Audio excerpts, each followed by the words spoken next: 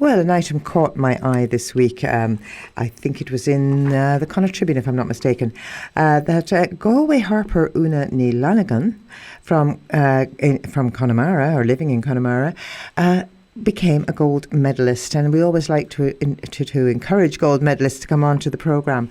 So first of all, Una, you're very, very welcome to the show.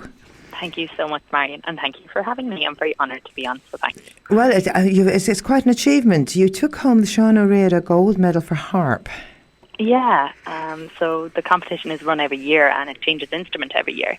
And this year was for harp, and I entered it just as a kind of a personal challenge, and then I kind of against my expectations got into the final, and then nearly fell off my chair when I found out that actually I had won. So yeah. Well, I don't know why you should be so surprised, because I have listened to the tracks that you sent me, and you're obviously a very, very accomplished harpist. And you interesting, very, very musical background, I believe.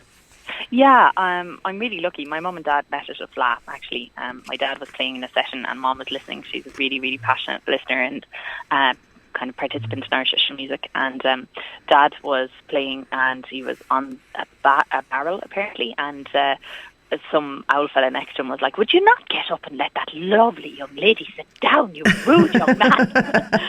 And that's how they met. An interesting one. Did your dad play harp, or was it some other instrument?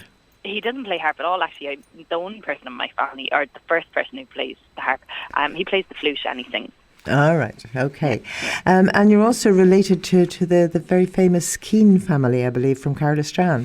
Yeah, so Nora, my grandmother on my dad's side, was the sister of Sarah and Rita Keane. So Dad's first cousins with Dolores and Sean, and then they'd be my, it depends how you decide to put it. First cousins. Oh, first cousin once removed or something, I never know. Yeah. What debate? Can anybody ever remember what all those things are? I don't think I've so. just given up. Yeah. So, I mean, how long have you must have been playing harp for a long time?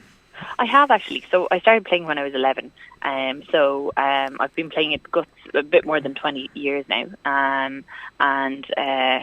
I started out playing music when I was 3, actually. I started on fiddle, but I was not actually the most motivated fiddle student. I knew that I wanted to be able to play music with my dad in sessions and at the big family parties we used to have, but I didn't really click. You have to practice in order to be able to sound good. And most children do have that problem.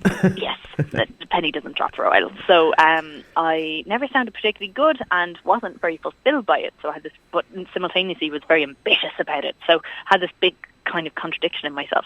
But then when I was 11, my mom, who was just incredibly patient and supportive, had a brainwave of maybe a different instrument would suit me. So I, along the way, had gotten exposed to a harp. Actually, through Mom's machinations, she brought us to the flat and she brought us around to each of the different instrument competitions so we could see exactly what a flute sounded like, exactly what a fiddle sounded like, exactly what an accordion sounded like, concertina, etc. And the B&B we were staying in, just so happened that the woman who ran it used to play the harp, so the harp was in the breakfast room, and I didn't eat breakfast for a whole 3 days. I was like plinky plonky plinky all morning. And at the end of the weekend, Mom was looking at this and she goes, "Well, would you like to play like the fiddle?" "No." "The flute?" "Well, I already played the fiddle, but the flute, the accordion, but well, how about the harp?" And I was like, "Oh." And this kind of little thing lit inside me. I was like, actually, maybe that could be interesting. And Mom was great and got me a harp teacher, the fabulous Kathleen O'Nan, who's based in Galway City, and a wonderful harp from Paddy Cafferty. And Kathleen was a really supportive teacher. And then when I was 14, I was in a school which had a music group, and I kind of started noticing that my friends were getting very good and they were talking about how much practice they did, and I was shocked to discover that all of them were doing like 30 minutes an hour a day, and I was like kind of mooching along doing maybe 10 minutes every 2 days.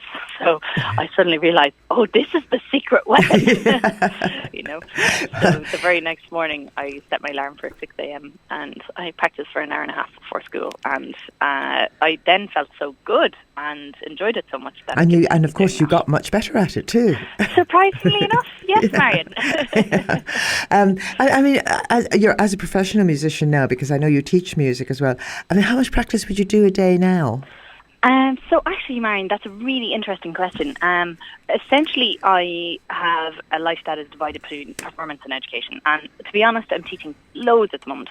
So I love getting gigs, because then that kind of forces me to practice and forces me to find the corners of time to get the fingers onto the harp, And that was actually one of the main reasons I went in for this competition, because I knew that it would be this little deadline which would motivate me to actually get my arse onto my bum onto the chair, I think, I'd love to say that I am this, artiste who just loves it and lives for music. And I am, but unfortunately I don't practice unless I have something external to motivate me. That's just the way I am.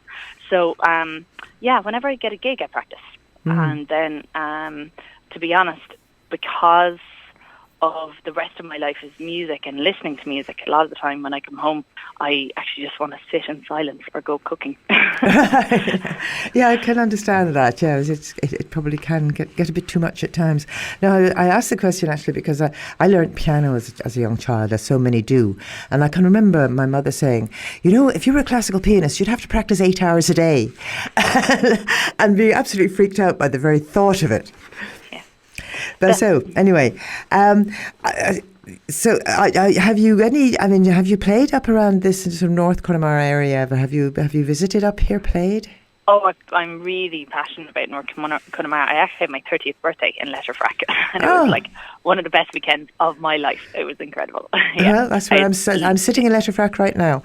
I know. Because that's where the studio, you knew the studio was there. How lucky are you? Yes. Very lucky. One of the most picturesque places in the world. Yeah. And performed? Yeah, I haven't actually done many gigs. I actually do a couple of gigs out there for weddings and stuff. So would have played a lot in Rotleague Manor Hotel, of course, that lovely, lovely hotel. It is and indeed. Then, I've done gigs in the Lochina Lodge Hotel. I did gigs in Zetland House. That's just off the top of my head. I played in Clifton Art. I was lucky enough to have Christmas concert with one of your choirs, the Connemara, yes. Yeah, they're wonderful. Out in Clifton there last Christmas. Oh, lovely. And then also I've ended up doing, of course he had the Fla there years back, and I went out to that as well. So I ended up playing out there a bit, yeah. Oh, that's great. Okay, well, I'm going to have to leave it there because of time constraints, as we always have. But so the one thing I must remember to say to you is many, many congratulations. I'm sure you were up against extremely stiff competition. And I was, and I want to say a massive shout out to them. It was such an honour to be in their company. So to the other 8 harpists who were from America, who were from France, who were from all over Ireland, a massive thank you, because you're the ones who made me a better musician. You inspired me, so thank you. Well, that's a lovely thought. Thank you very, very much, Una, for joining us and for telling us all about it. And when immediately after this interview, I'm going to play some jigs that you've recorded. Jigs are unusual enough on the harp, I think, aren't they? Yeah, actually. It's a kind of a big thing at the moment to play Irish traditional dance music, but it's only been a thing for the last 30 years. Okay. And can I just say quickly that if anybody in North Connemara wants to harpist, then you can find me on www.una.ie, una.ie. Perfect. Okay, great. Thank you very much, Una. Thank you so much, Marian. Thanks for having me.